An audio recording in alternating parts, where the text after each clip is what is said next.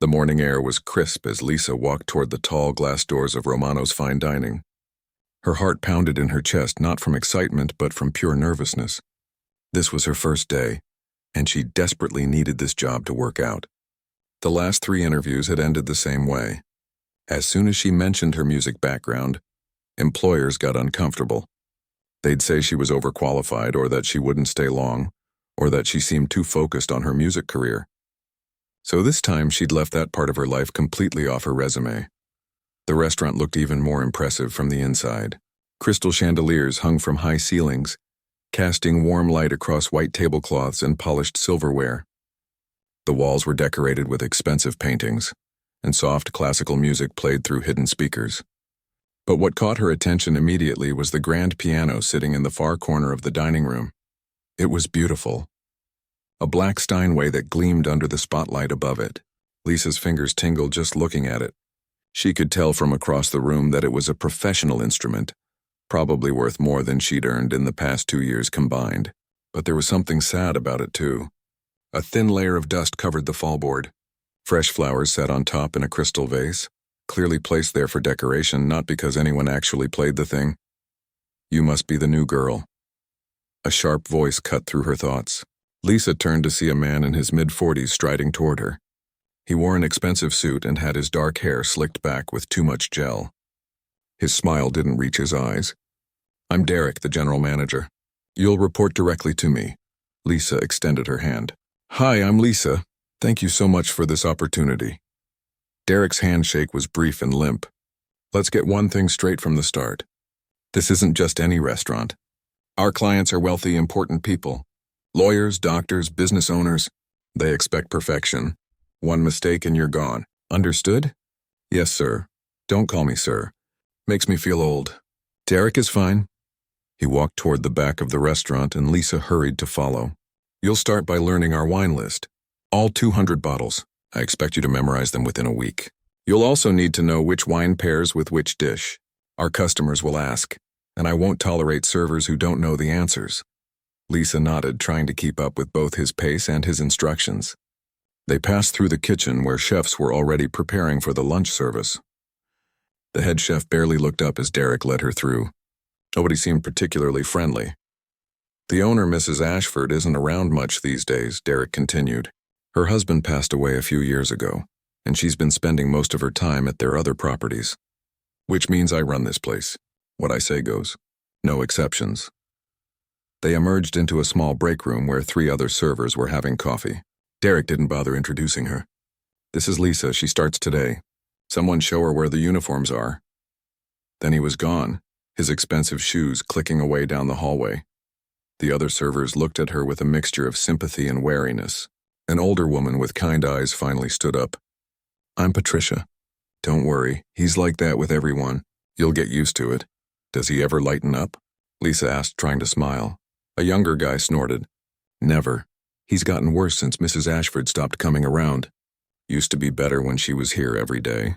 Now he acts like he owns the place." Patricia showed Lisa to the locker room and helped her find a uniform that fit. As Lisa changed, she couldn't help but ask about the piano she'd seen. "Does anyone ever play that beautiful Steinway out there?" Patricia's expression shifted to something sadder. "Not anymore. Mrs. Ashford's husband used to play it every evening. He was the one who wanted live music in the restaurant. Said it made dining more than just eating, made it an experience. But after he died, nobody's touched it. Derek had 3 servers fired for even sitting at the bench. He fired them just for that. Derek doesn't like when staff get ideas above their station. That's how he puts it." Patricia handed Lisa an apron. "My advice?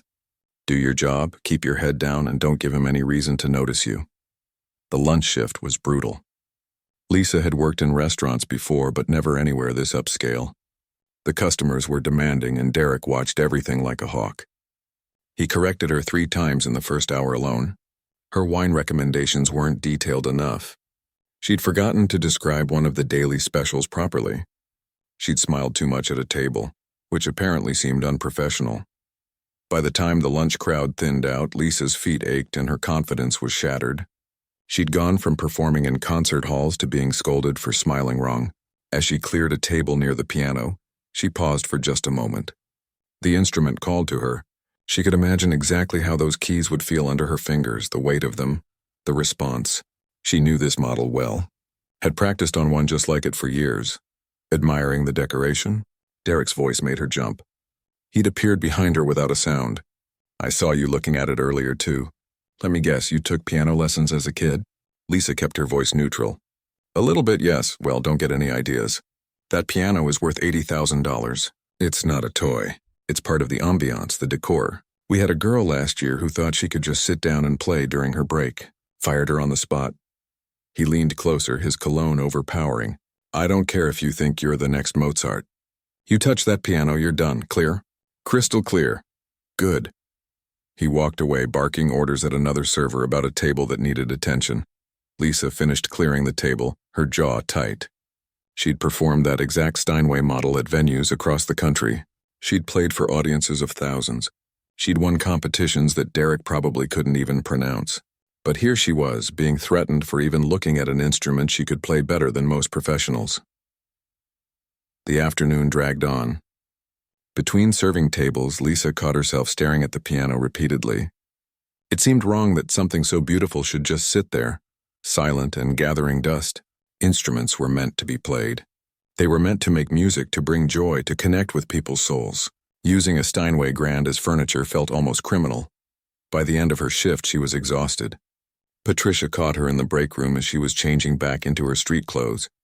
You survived day one. That's something. Does it get easier? You learned to tune him out. Derek's all bark. Well, mostly bark. Patricia smiled.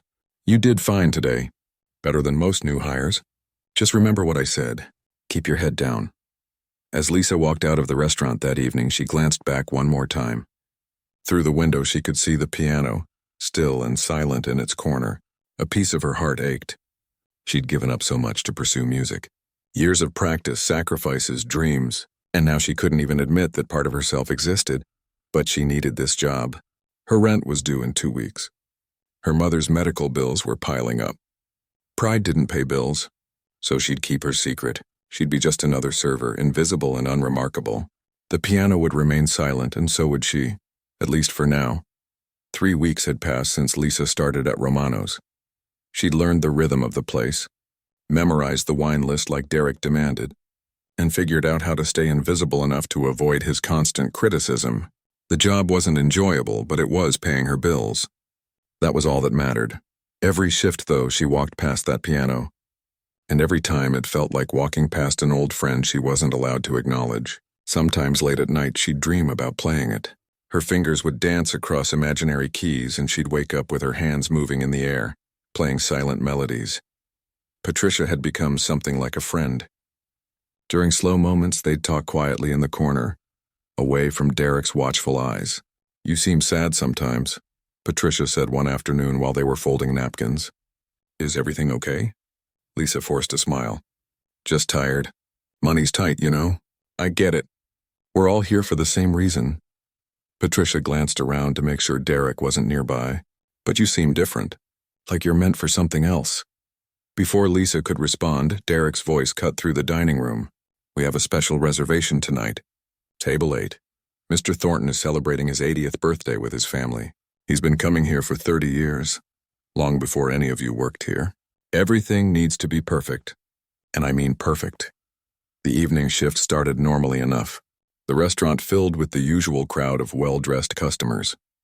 Lisa moved between tables, taking orders, pouring wine, making small talk. She'd gotten better at reading people, at knowing when they wanted conversation and when they wanted to be left alone. Mr. Thornton arrived at 7 o'clock.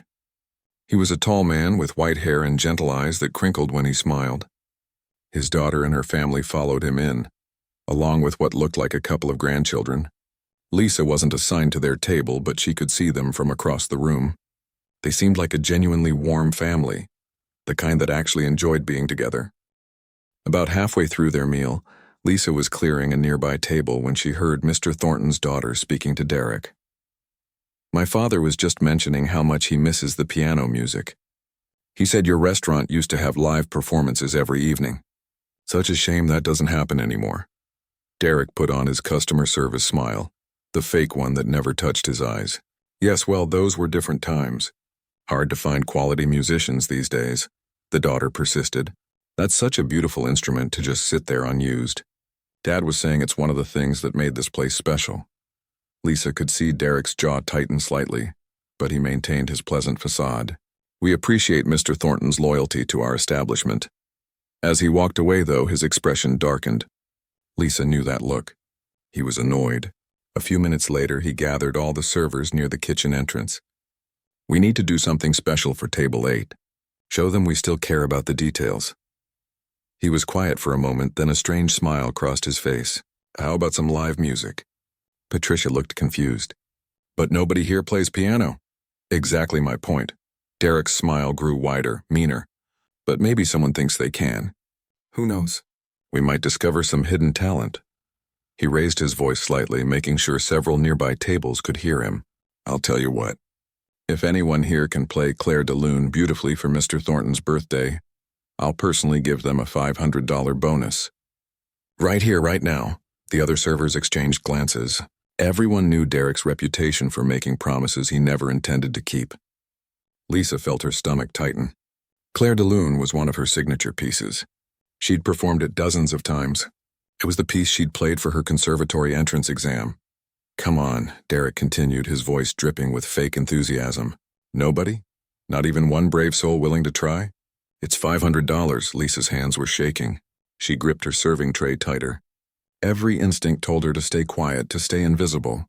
But something else stirred inside her. She thought about Mr. Thornton's kind eyes. She thought about the piano sitting silent for years. She thought about every time someone had made her feel small, unimportant, forgettable. Before she could stop herself, her hand went up. I can play it, the words hung in the air. Everything seemed to stop. Derek turned slowly to look at her, his expression shifting from surprise to something almost predatory. What did you say? I said I can play it. Lisa's voice was quieter now, but steady. Claire de Lune, I can play it for Mr. Thornton. For a moment, Derek just stared at her. Then he started laughing. It wasn't a pleasant laugh.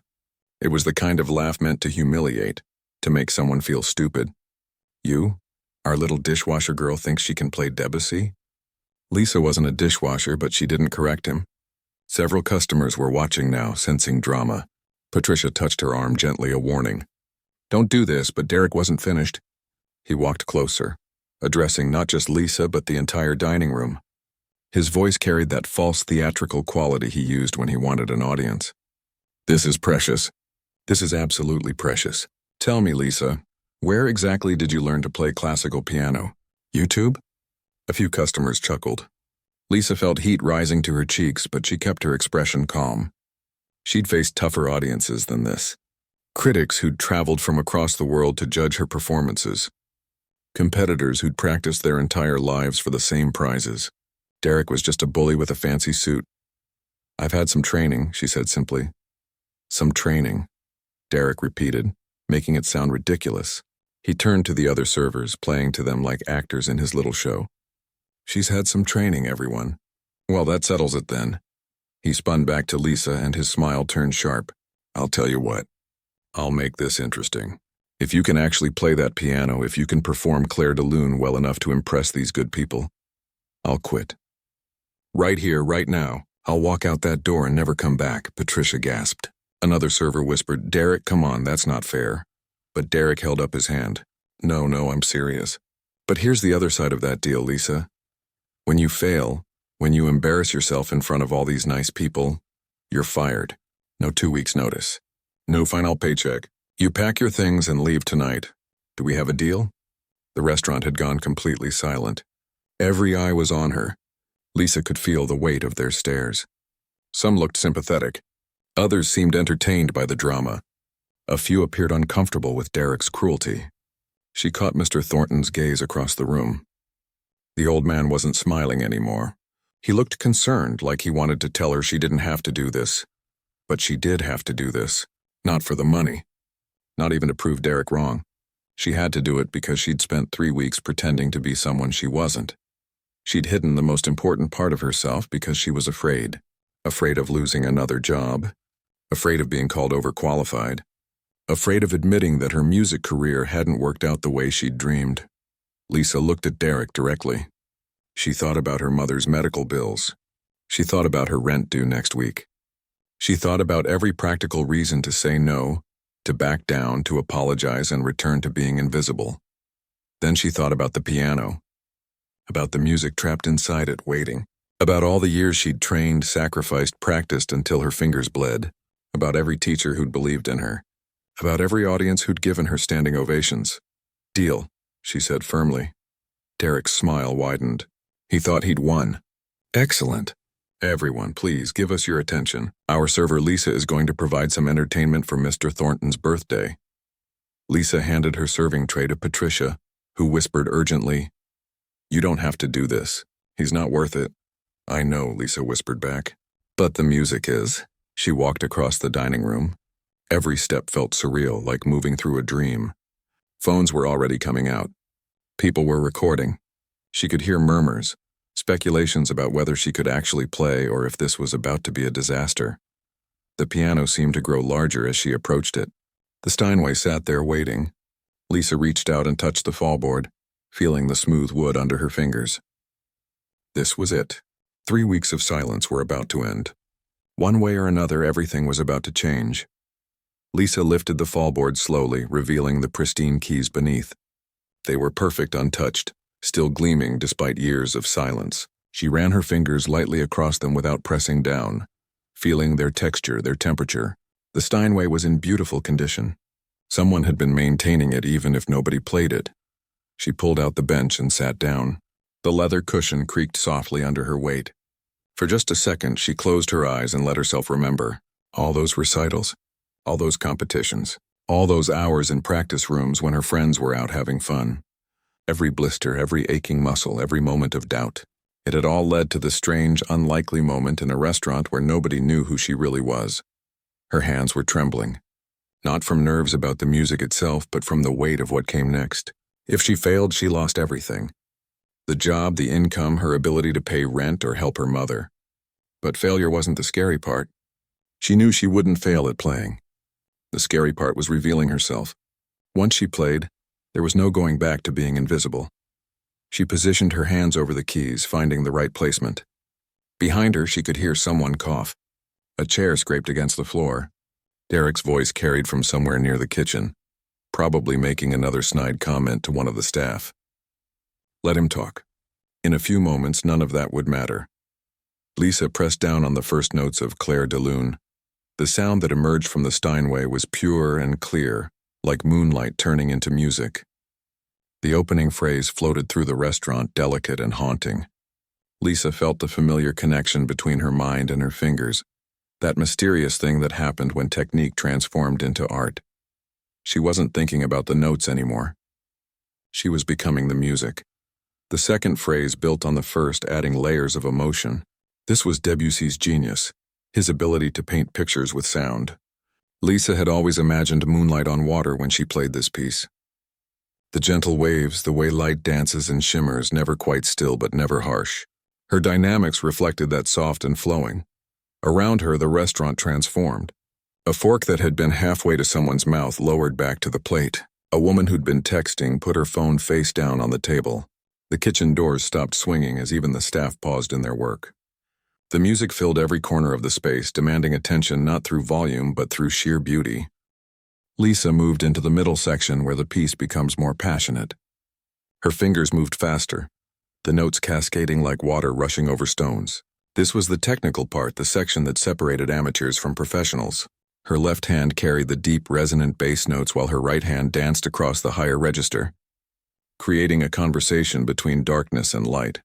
She'd performed this piece at her conservatory graduation. She'd played it at a charity concert for a children's hospital. She'd recorded it for a classical music podcast that reached thousands of listeners. But somehow in this moment, in this restaurant where she'd spent 3 weeks pretending to be ordinary, it felt like the most important performance of her life. The technical passage gave way to the return of the opening theme, but transformed now, deeper and richer. Lisa's whole body swayed slightly with the music, the way it always did when she was truly lost in a performance. She wasn't in the restaurant anymore. She was in that space musicians talk about, where time stops and nothing exists except the sound and the feeling. Mr. Thornton sat at his table with his hands clasped together, tears streaming down his weathered cheeks. His daughter had her hand over her mouth.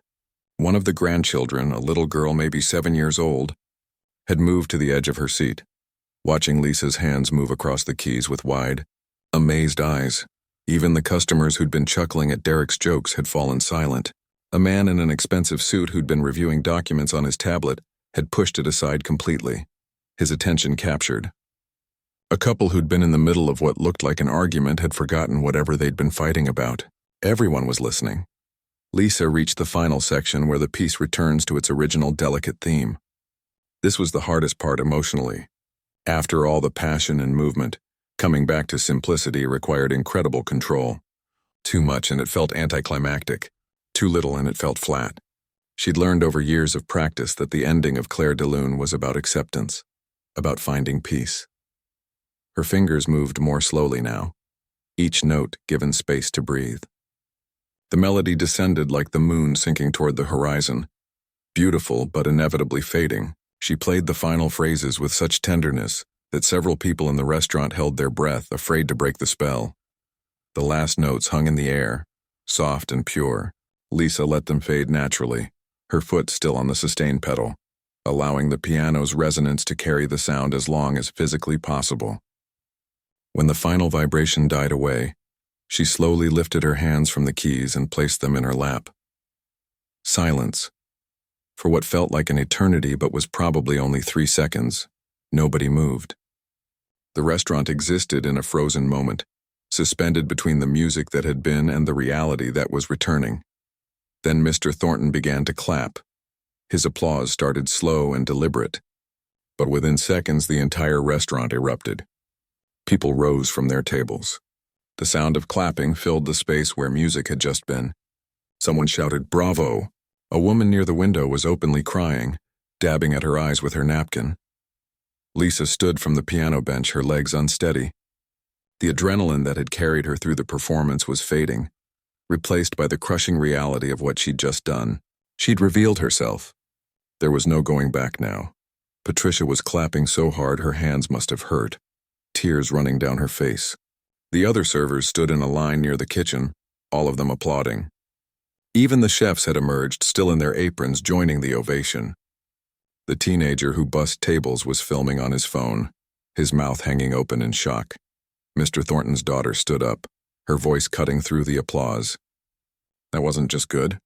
That was extraordinary. That was professional level. Who are you really? All eyes turned back to Lisa. She felt exposed, vulnerable. Her carefully constructed disguise had been torn away. Derek stood frozen near the bar, his face cycling through expressions so fast she couldn't read them. Shock, disbelief, anger, something that might have been fear. Lisa took a deep breath. Her voice came out steady despite everything she was feeling. My name is Lisa Chen. I studied at the San Francisco Conservatory of Music for 8 years. I've performed in concert halls across the country and in Europe. I won the junior division of the International Chopin competition when I was 16. I've been playing piano professionally since I was 7 years old. The restaurant went silent again, but this was a different kind of silence. It was the silence of people trying to process impossible information. Their server, the quiet girl who'd been bringing them water and reciting specials, was an internationally recognized musician. An older gentleman at table 3 spoke up. Why on earth are you working as a server? Lisa felt her cheeks burn. Because concert pianists don't make as much money as people think. Because my scholarships ran out. Because my mother got sick and I needed steady income for her medical bills. Because I'm 26 years old and I had to choose between my art and surviving. Her voice cracked slightly on the last word, and she hated herself for it. She'd promised she wouldn't cry. She'd promised she'd stay strong. But standing there with everyone staring at her, all the frustration and disappointment and fear of the past year came rushing back. Patricia moved toward her, ready to offer comfort, but Derek's voice stopped everyone cold. This is ridiculous. His face had settled on anger now, a deep red creeping up his neck. You lied on your application. You deliberately deceived us about your qualifications. That's grounds for immediate termination regardless of your little performance. Mr. Thornton stood up, his chair scraping loudly. Despite his 80 years, his voice was strong and clear. Young man, you made a deal. You said if she could play that piano, you would quit. Everyone in this restaurant heard you. A deal is a deal. Derek's mouth opened and closed. I was joking. Obviously, I was joking. Nobody actually thought. It didn't sound like a joke to me, said the man in the expensive suit. Sounded like you were bullying your employee. And now you're trying to back out because she embarrassed you. Several other customers murmured agreement. Derek looked around wildly, realizing he was losing control of the situation. This is my restaurant. I make the decisions here. And I've decided. The sound of high heels clicking on marble cut through his words. Every head turned toward the entrance. A woman in her early 60s walked through the entrance with the kind of presence that commanded attention without demanding it. She wore a simple but elegant navy dress and pearl earrings. Her silver hair was pulled back in a neat bun. Everything about her spoke of quiet dignity and old money. Lisa had never seen her before, but somehow she knew exactly who this was. Mrs. Ashford. The owner stopped just inside the doorway, her sharp eyes taking in the scene. The crowded restaurant still buzzing with energy. Lisa standing by the piano. Derek's red face and defensive posture. She tilted her head slightly, listening, as if she could still hear echoes of the music that had just filled the space. I was in the parking lot, she said, her voice cutting through the murmurs. I heard piano music. This piano hasn't been played in 5 years. Not since my husband passed away. She walked further into the dining room, her heels clicking with each measured step. Who played just now? Every finger in the restaurant pointed at Lisa. Mrs. Ashford's gaze settled on her, studying her face with an intensity that made Lisa want to look away. But she didn't. She met the woman's eyes, unsure whether she was about to be thanked or thrown out. What's your name? Lisa Chen, ma'am. How long have you worked here, Lisa? 3 weeks. Mrs. Ashford's eyebrows raised slightly. 3 weeks? And in those 3 weeks, did anyone tell you about my husband? About why we have this piano? Lisa shook her head. Not really. Just that he used to play it. The older woman walked to the piano, running her hand along its polished surface the way someone might touch a cherished photograph. My husband bought this piano 30 years ago. He said a restaurant should feed more than just the body. It should feed the soul. Every evening, he'd play for our guests.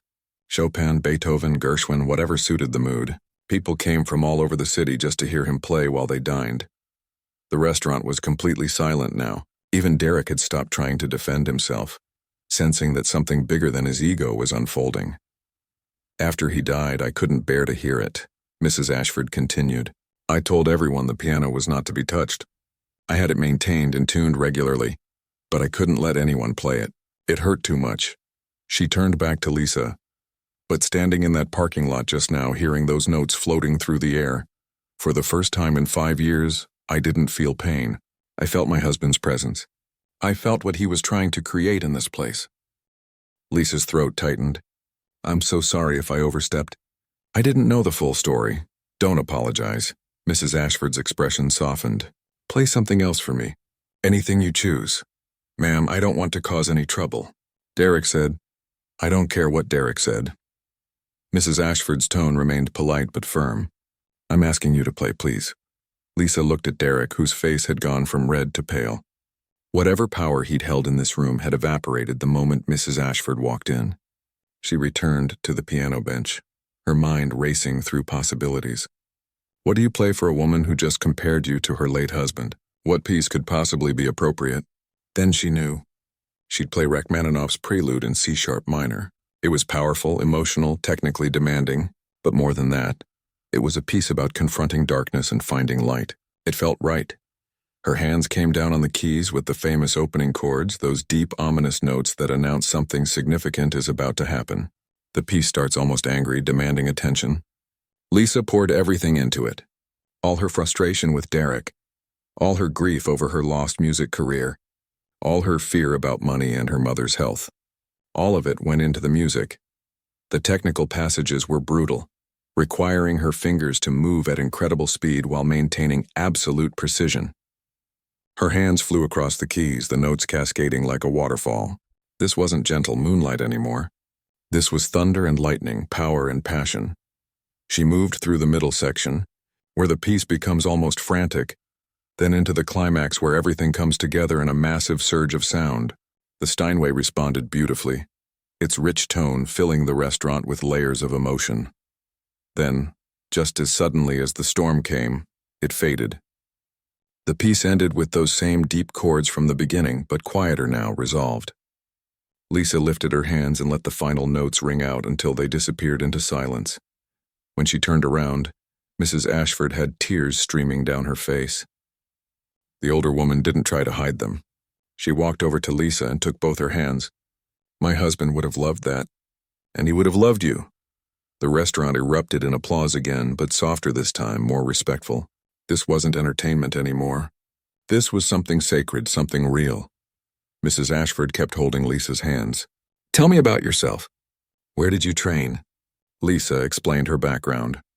The conservatory, the competitions, the performances across the country and in Europe, the scholarships that ran out, the reality that being a concert pianist didn't pay enough to survive, her mother's illness, the desperate need for steady income. Mrs. Ashford listened to every word, nodding occasionally. When Lisa finished, the older woman was quiet for a moment, thinking. Finally, she turned to address Derek. "How long have you been manager here?" Derek straightened up, trying to recover some dignity. 4 years, Mrs. Ashford. I've increased profits by 18% and... How many complaints have I received about you in the past 6 months? He blinked. I'm not aware of any complaints. That's because they came to me, not to you. 12 formal complaints about hostile work environment, 17 informal reports about inappropriate behavior toward staff. And now I walk in to find you humiliating an employee in front of a full dining room, making bets about people's jobs like they're poker chips. She paused. "You're fired, Derek, effective immediately." The restaurant gasped. Derek's mouth fell open. "You can't, Mrs. Ashford, I've given 4 years to this place. That girl lied on her application. She deceived us. She took a job to survive. You made her life miserable because it made you feel powerful." Mrs. Ashford's voice remained calm, which somehow made her words more devastating. "I've been investigating reports about your management style for 2 months. I came here tonight specifically to observe you without you knowing I was watching. What I witnessed confirmed everything I'd heard." Patricia caught Lisa's eye from across the room and mouthed, "Oh my God." The other servers looked equally shocked. No one had seen this coming. Derek's face cycled through emotions again. Anger, desperation, finally landing on something ugly. "Fine, this place is going downhill anyway. You're too old to run a restaurant. Everyone knows it." He ripped off his name tag and threw it on the nearest table. "I'll be successful somewhere else. Somewhere that appreciates real management." He stormed toward the exit, but Mrs. Ashford's voice stopped him one more time. "Security will escort you to collect your personal belongings. You have 15 minutes. And Derek? I'd think carefully before using me as a reference." Derek left without another word. The door swung shut behind him, and it felt like a dark cloud had lifted from the room. The remaining staff looked at each other, hardly believing what they'd just witnessed. Mrs. Ashford turned back to Lisa. "Walk with me for a moment." They moved to a quiet corner of the restaurant, away from the curious stares. Mrs. Ashford gestured to a small table and they both sat down. "I'd like to offer you a position." "Not as a server." Lisa's heart pounded. "What kind of position?" "Music director and resident pianist. You'd perform 6 evenings a week. You'd also help me bring back the cultural programming my husband envisioned. Perhaps coordinate with other musicians for special events. Create the kind of atmosphere where dining becomes an experience, not just a meal." Lisa couldn't breathe. "I don't understand. You don't even know me. I know you're talented. I know you need work. And I know that something brought you here to this specific place at exactly the right time." Mrs. Ashford smiled. "My husband used to say that music finds its way to where it's needed most." Maybe he was right. What would the salary be? $85,000 a year, plus the apartment above the restaurant if you need housing. It's empty right now. 2 bedrooms recently renovated, plus any tips people leave for performances. Lisa felt dizzy. That was more than she'd made from her best year of freelance performances.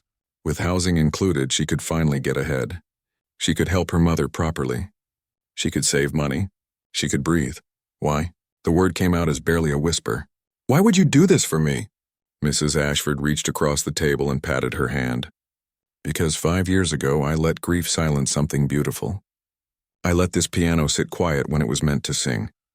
Tonight you reminded me what my husband was trying to build. You gave his dream back to me." She paused. "And perhaps more importantly, you stood up for yourself when someone tried to make you small. That takes courage. I respect courage." Lisa looked across the restaurant at the piano, at Patricia wiping tears from her eyes, at Mr. Thornton smiling from his birthday table, at all the faces that had gone from mocking to amazed in the span of one performance. This morning she'd been invisible. Now she felt seen in a way she'd never experienced. Lisa stared at Mrs. Ashford, trying to process what she'd just heard. $85,000.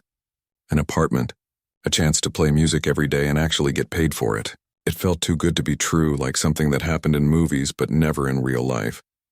"I need to be honest with you," Lisa said, her voice shaking slightly. "I failed. My concert career didn't work out the way I planned. I couldn't make it as a solo performer. What if I disappoint you too?" Mrs. Ashford leaned back in her chair, studying Lisa's face. "Do you know what my husband used to tell young musicians? He'd say that success isn't about playing in the biggest concert halls or winning the most prestigious competitions. It's about touching people's hearts, making them feel something they didn't feel before they heard you play." She gestured toward the dining room. "Look around. What do you see?" Lisa turned. Mr. Thornton was still wiping his eyes with his napkin, a smile on his weathered face. His granddaughter was bouncing in her seat, begging her mother for piano lessons. A businessman who'd been buried in spreadsheets all evening was sitting quietly, staring at nothing, a peaceful expression on his face. Patricia and the other servers were huddled together, whispering excitedly. "You changed the energy of this entire room," Mrs. Ashford continued. "Not once, but twice. That's not failure. That's the opposite of failure. But what if it was just luck? What if I can't do it again? Then you'll learn. You'll grow. You'll figure it out." The older woman's expression was kind but firm. "I'm not offering you this position because I think you're perfect. I'm offering it because I think you're real, and because this restaurant needs someone who understands that music isn't background noise. It's the heart of the experience." Lisa felt tears threatening but held them back. "Can I think about it?" "Just for one day?" Mrs. Ashford smiled. "Of course. But don't think too long. Good opportunities have a way of disappearing if you wait too long to grab them." They stood up and shook hands. As Lisa walked back toward the piano, the customers began approaching her. The businessman slipped a $50 bill into her hand. "That was extraordinary. Thank you." An elderly woman grabbed her arm. "My late husband loved Rachmaninoff. You played it exactly the way he used to listen to it, with such passion." Mr. Thornton made his way over, moving slowly with his cane. Up close, Lisa could see the depth of emotion in his eyes. "Young lady, I've been coming to this restaurant for 30 years. Tonight was the first time in 5 years that it felt like home again." He pulled out his wallet and handed her a $100 bill. "Please take this. Not as a tip, but as thanks for reminding an old man what beauty sounds like." Lisa tried to refuse, but he insisted. His daughter approached next, pulling out a business card. "I'm a lawyer. If you ever need legal advice, representation, anything, you call me. What you did tonight, standing up to that bully, that took real courage. My firm represents artists and musicians. We'd be honored to help you if you ever need it." The evening continued in a blur. More customers approached with compliments, tips, questions about her background. Some wanted to take pictures with her. One couple asked if she'd consider playing at their daughter's wedding. Patricia hugged her so hard Lisa could barely breathe. "I knew you were special. I knew it from day one." By the time the restaurant closed, Lisa's pockets were stuffed with cash and business cards. She'd made more money in tips that night than she'd earned in her entire 3 weeks of serving. But more than the money, she felt something she hadn't felt in years. Purpose, connection. The sense that maybe, just maybe, she was exactly where she was supposed to be. She drove home to her tiny apartment in a daze. The building was old, with peeling paint and a broken elevator. Her place was on the 4th floor, and she climbed the stairs slowly, her legs tired from the evening's emotional roller coaster. Inside, the apartment was small and cramped. 1 bedroom, a bathroom where the shower barely worked, a kitchen with outdated appliances. But it was hers, and she'd fought hard to keep it. She pulled out her phone and called her mother.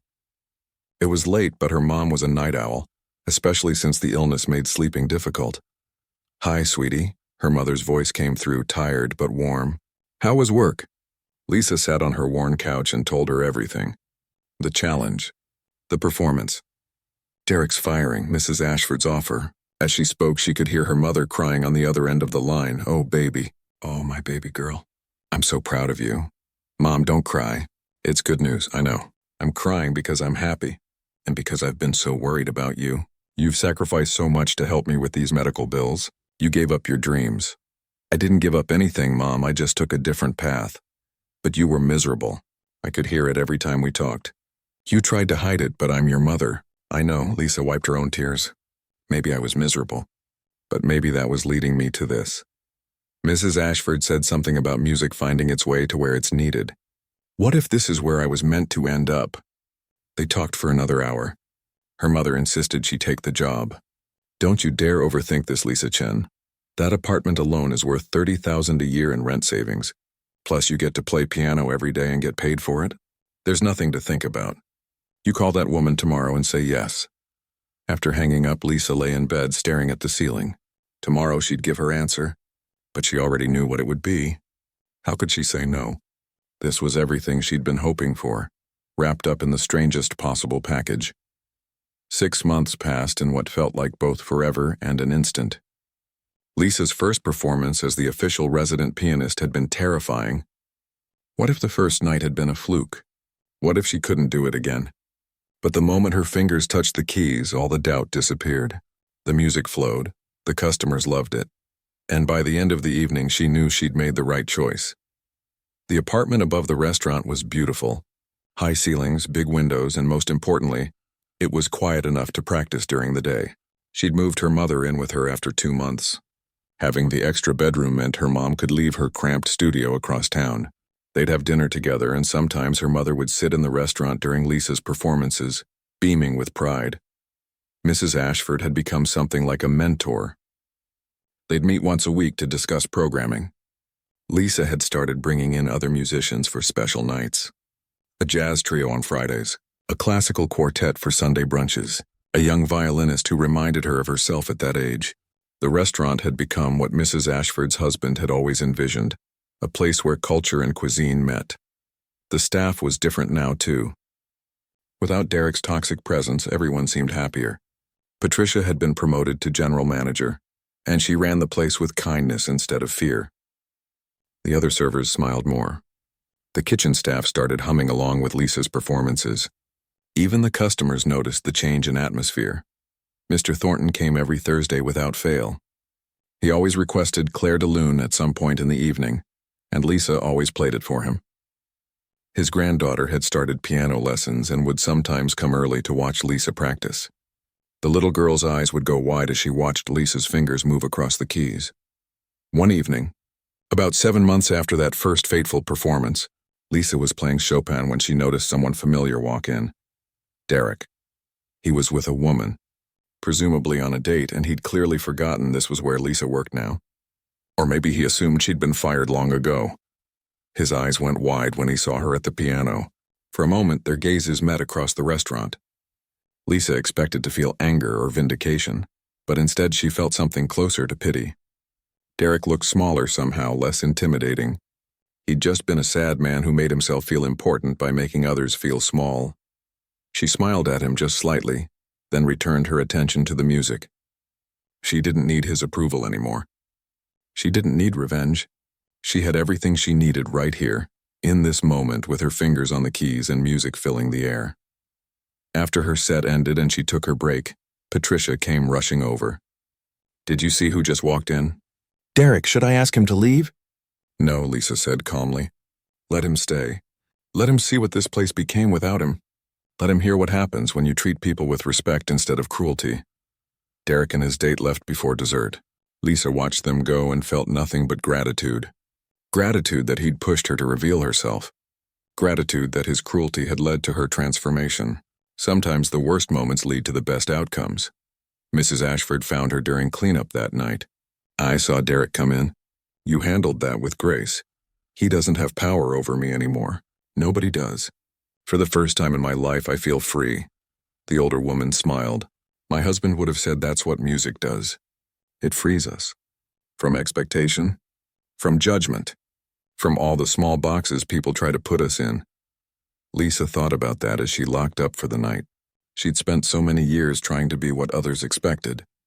The perfect conservatory student, the rising star performer, the struggling artist, the invisible server. But none of those labels had ever really fit. She wasn't one thing.